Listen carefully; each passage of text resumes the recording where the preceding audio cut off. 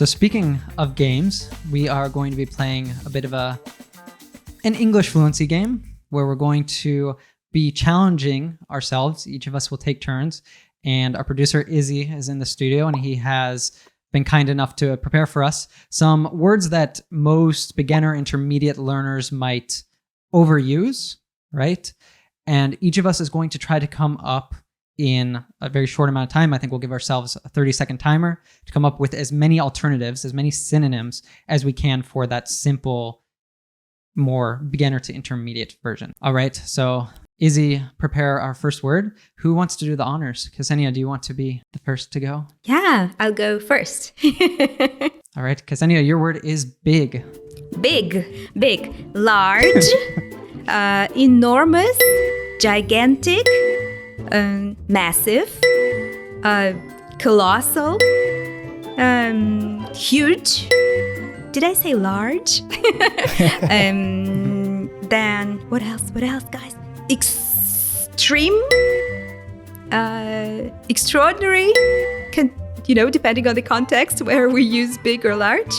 No. That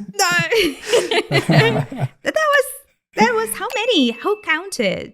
You got 8. That's pretty impressive. That was an easy one. That was an easy one for the start, right? But some of those were very advanced words. I love colossal, for example.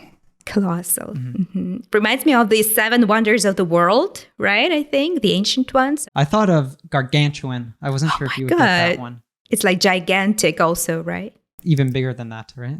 All right, so Izzy is sharing some other alternatives you could have said. Great, grand, spacious, depending on the collocation, right? Because spacious would be a big house, a spacious house. Something too that you have to really pay attention to is the way that it's used can change the meaning slightly. So if you say big, large, huge, gargantuan, each of those is a bit bigger than the other one. So you might have a big meal, but a gargantuan meal would be a big meal you could finish, but a gargantuan meal, there's no way you could possibly finish it. It's like, how is this for one person?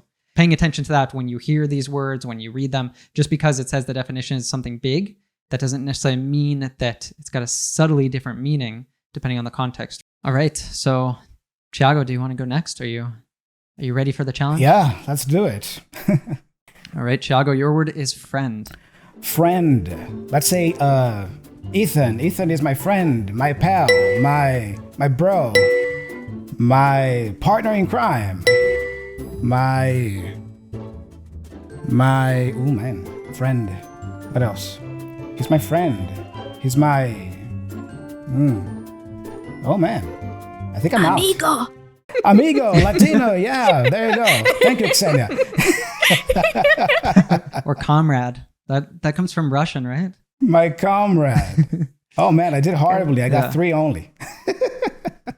I thought of mate. Did you say mate, like Australian variant? I didn't know. Ah, yeah. It's because you're so American. Yeah. I went with pal. Yeah, which is more American, I guess. Yeah. Buddy, I think did you say buddy? Buddy, yeah. And bud, yeah. I didn't say that one, yeah. Or your confidant. That's another really nice one. That's like someone that you can confide in, someone you really trust, your confidant. I love the nuance in pronunciation because we have confidant and also confidence, right? So the vowel there in the middle is really... There's a small difference there in pronunciation, but it's different. Confidant and confidence. There is a word confido. Confido. It's a novel, short story, actually. I don't remember the author now. We were reading this short story in the Fluency Circle, and I was researching this word because I didn't know the word confido, but I didn't know that one either. What's the Fluency Circle, Ksenia, by the way? The Fluency Circle is our group of our students. So there's a chat group on Telegram where they live their English daily, chatting, exchanging audio, video messages, and having different challenges, and the book club as well. Very nice. All right. Should we move on to the third one? I guess I'm in the hot seat. You are in the hot seat now. Go, Ethan, go. By the way, guys, we are not defining all of these words, and some of them can have subtly different meanings, like we said.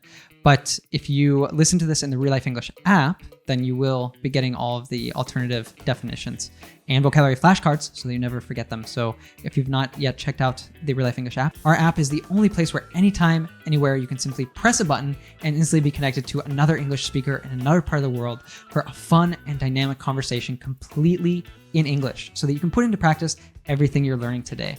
So you can find that and download it by looking for Real Life English in the Apple app or Google Play Store, or simply click the link in the description now. And that said, we have a shout out to a very special app user and listener of the podcast.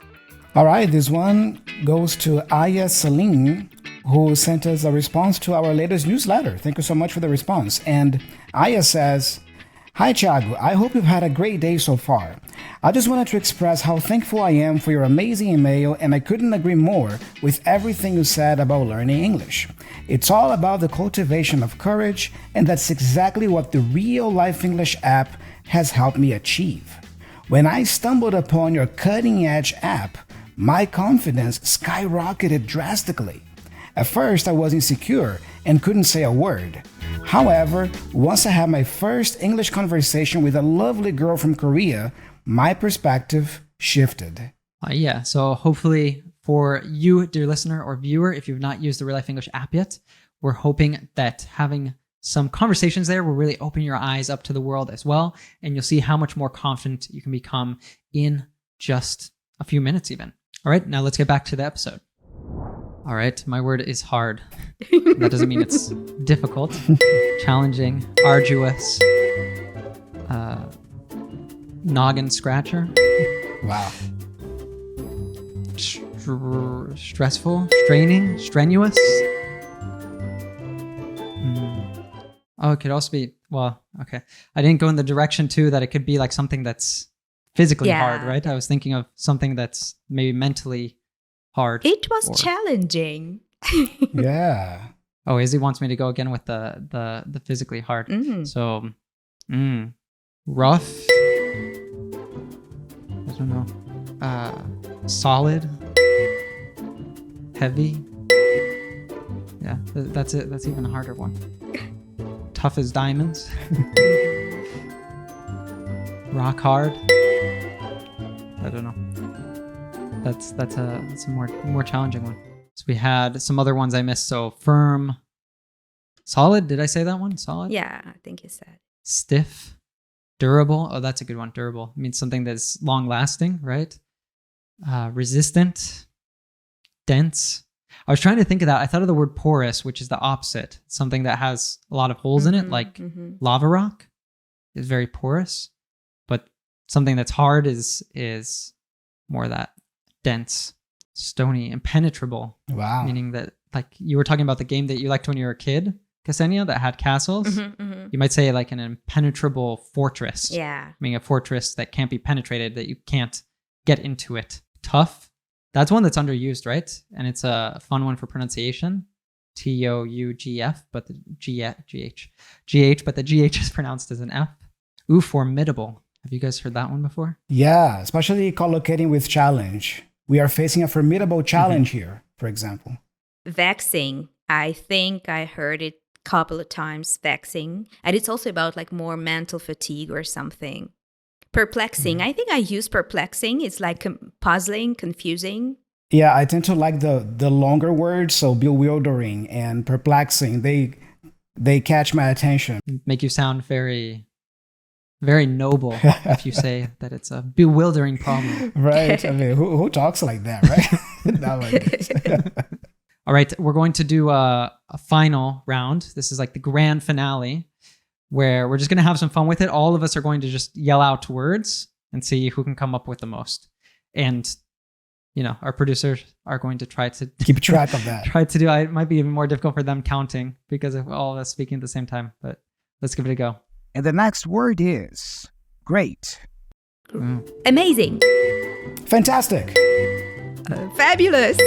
Grandiose. Exceptional. Fabulous. Exhilarating. Magical. Incredible. Thrilling. Super duper. Top notch. Out of this world. Incredible. Yeah. 𝗙𝗪𝗡𝗟𝗏𝗡𝗃. Oh my God. What was that? Ethan, the listeners Mary are going to have to Poppins. play that part in 0.5 speed now. Oh man, I lost that. You guys kicked my butt. But we left a lot of these off. Excellent. I think one of you said that. Marvelous. That's a really nice one. Superb. I like that one. Superb. Ooh, nifty. Maybe guys- slick. Maybe nifty would be more unknown to me, I would say. Nifty. Nifty is a bit like handy. That's a nifty trick, you could say. Mm-hmm. It's something it's a great trick, but in other words, it's one that is very useful. And slick, I think of someone with like slicked back hair, but it's kind of like cool or something done skillfully. Like oh, that was slick. Ksenia, slick use of that word. Aw, yeah, global citizens. I just want to tell you, in case you don't know, that this lesson was taken from the Real Life English Podcast. However, it was just a clip from the full episode. If you want to access the full lesson and learn even more with us, make sure you download the Real Life app. See you there!